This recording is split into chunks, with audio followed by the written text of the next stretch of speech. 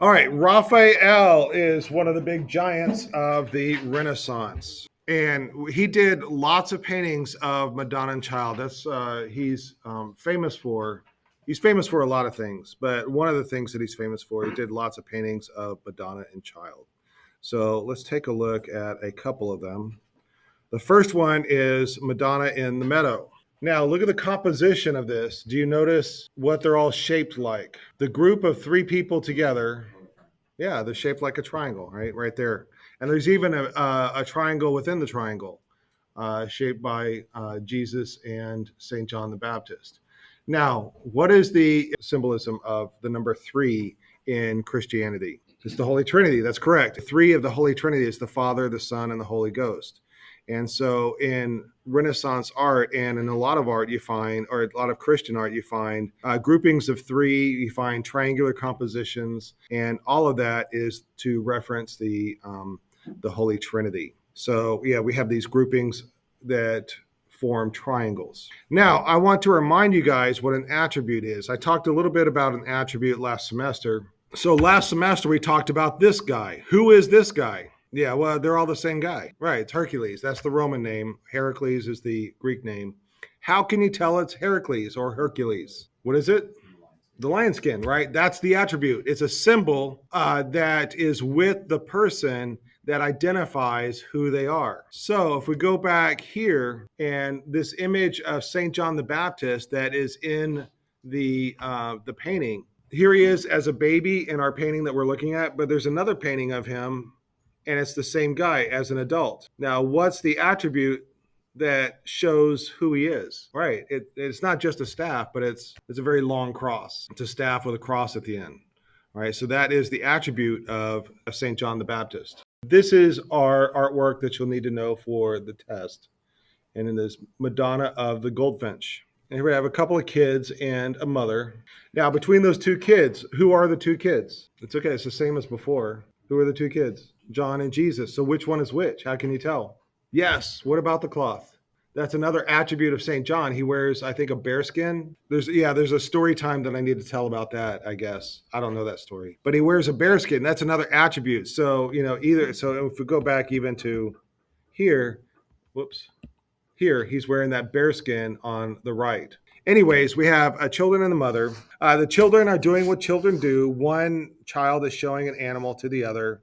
Perhaps it's a pet. And Madonna is distracted from a reading, and she looks down at St. John, aware of Christ's future. What's Christ's future? Yeah, he's going to get crucified on the cross. And then we have this triangular composition again. Not only is this triangular composition a symbolic because of its number, but it's also a balancing composition that the Renaissance artists are very keen about having things balanced, that everything has, whatever you do on the left side, you got to do it on the right side. And it creates this stable composition. And the Renaissance artists were interested in perfection and the eternal and these solid compositions, these even compositions. And we saw it in the Last Supper. We had Christ in the middle, and then we have a group of three to his left and another group of three to his left. And then we had a group of three to his right and another group of three to his right. Everything is very mathematically balanced on both sides. And that is a common thing in Renaissance art. In this painting, the head of Jesus looks a bit odd, but that's okay. It's Raphael. All right, say John is holding out the goldfinch to Christ, who strokes its head. And the goldfinch is a symbol of the Christ's passion. And the Christ's passion is the story of when he was arrested and to when he was crucified. So this foretells of Christ's terrible future. So during Christ's trip to Calgary, a goldfinch landed on Christ to remove the thorns from his head as he was wearing the crown of thorns. And the bird's feathers became stained from the Christ's blood, and hence the color of the bird. And then if we look at the pose of Christ, it's a very contrapposto pose. It's kind of odd to see a baby in contrapposto, but that's what's going on here. Again, the Renaissance artists are looking back to the classical Greek and Roman sculptures and artwork. And then Christ's foot is on his mother. We have a little bit of skin to skin contact, and it shows the closeness between Christ and his mother.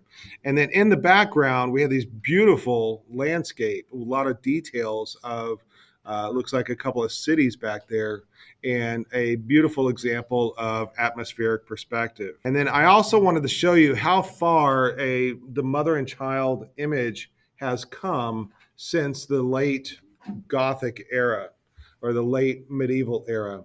That over here on this is late medieval Italy, and it's so very flat. We have that gold leaf as the background symbolizing the eternal, and then we have all these angels and saints to the left and the right, and it just seems so very flat and unrealistic. And then in the Renaissance, they've gotten much better at making things look realistic.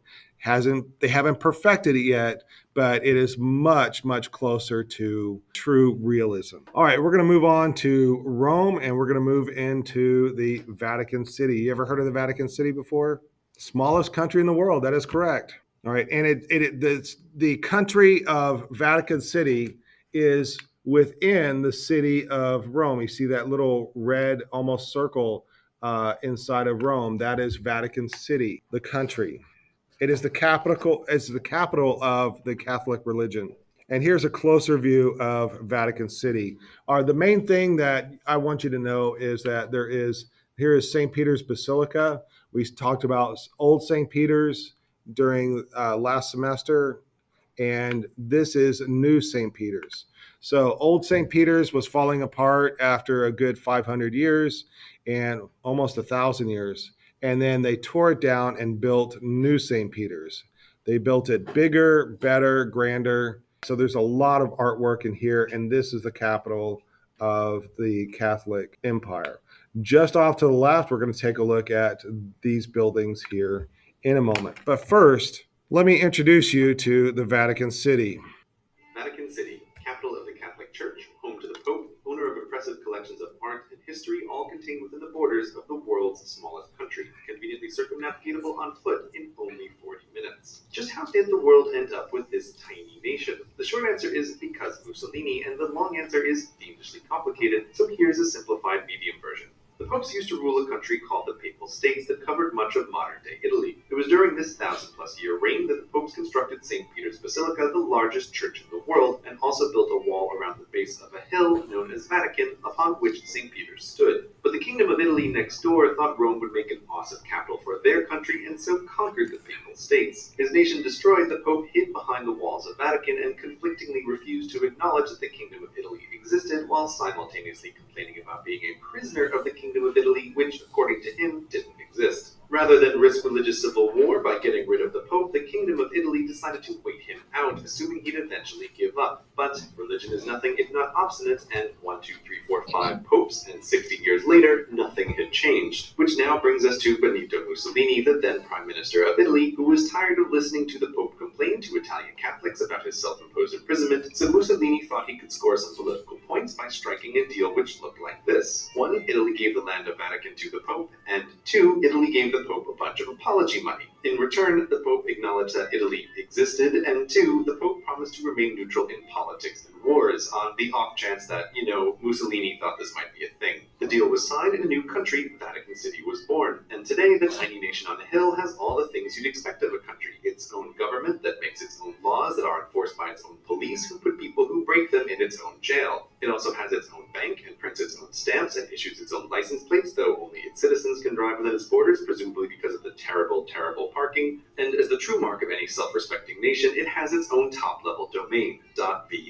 But despite all these national trappings, Vatican City is really not like any other country. Hold on to your fancy hat because it's about to get weird. To understand the Vatican, there are 2 people and 2 things you need to know about. The famous Pope, the incredibly confusing Holy See, the country of Vatican City, and along with that, the almost completely unknown King of Vatican City. But first, the Pope, who gets a throne to sit upon and from which he acts as the bishop for all the Catholics in Rome. Actually, all bishops in the Catholic Church get their own thrones, but because the Bishop of Rome is also the Pope, his throne is special and has its own special name. The Holy See. Every time a pope dies or retires, there is a sort of Game of Thrones to see which of the bishops will next get to occupy the Holy See. So while popes come and go, the throne is eternal, and as such, the name of the Holy See not only refers to the throne, but also all the rules that make the Catholic Church the Catholic Church. When Mussolini crafted that aforementioned deal, technically he gave the land of Vatican City to the Holy See, which, believe it or not, is a legal corporate person in international law. Basically, every time you hear the words the Holy See, think Catholic Church Incorporated, of which the Pope is the CEO.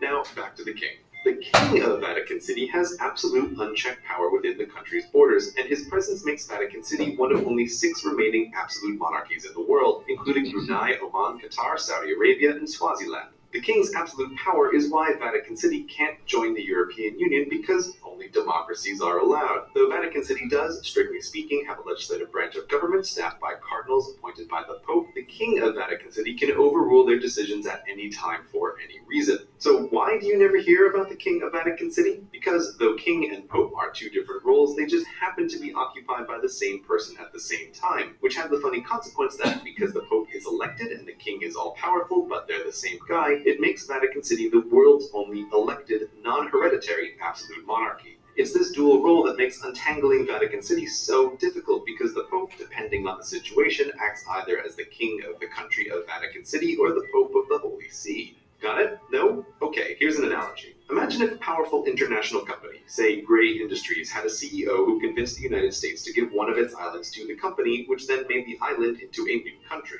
Graytropolis, with an absolute monarchy as its government, and the law that the king of Graytropolis is, by definition, the CEO of Gray Industries. It's pretty obvious at this point that the CEO should move his corporate headquarters to the new nation so that the laws of the country can benefit the company, and the company's global reach can benefit the country. As for the man in the middle, sometimes it's good to be the CEO, and sometimes it's good to be the king.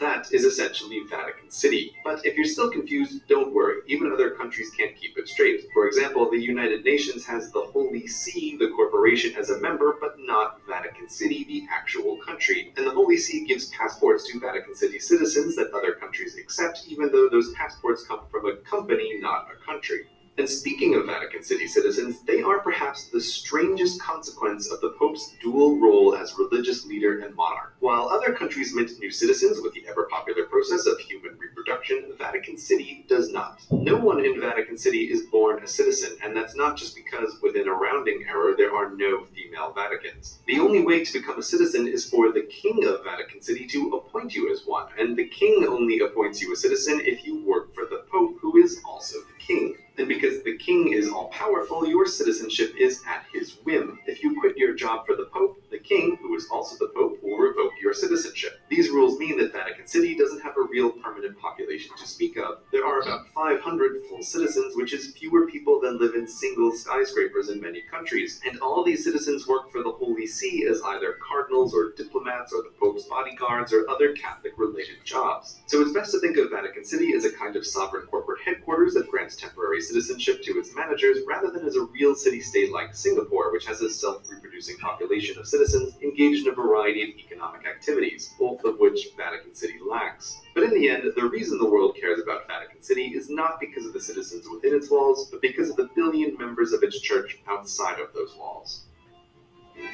All right. So now you understand the Vatican City. Anyways, we're going to go to the Vatican City, and here is the New St. Peter's Basilica, and right next door to it is the Sistine Chapel, which we'll look at very soon. And then right next to the Sistine Chapel is this building called the Stanze, and we're going to step inside. So this is just a 3D version. All right, so this is the artwork that we're going to look at, the School of Athens. And if we look to the left, that is the mural for poetry. And if we look facing the School of Athens, that is the mural for theology. And over here on the right side of the School of Athens is jurisprudence. And then if we look straight up, excuse me, at the ceiling, we can see, I think that's Matthew, Mark, Luke, and John portraits up there, right? But anyways, this is our building, and this is our mural that we're going to look at. All right, School of Athens by Raphael. And what we have is a quite a large fresco with lots of people in it.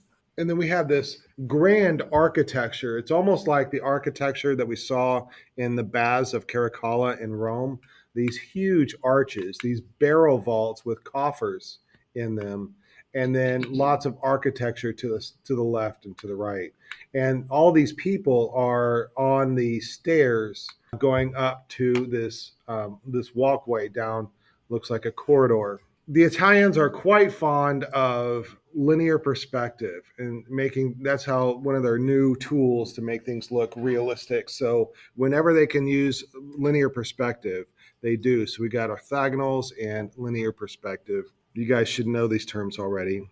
In the center of the main two main figures, on the left is Plato and on the right is Aristotle. And Plato is both of these are philosophers, and they are holding on to the books that they had written. And these are contrasting philosophies.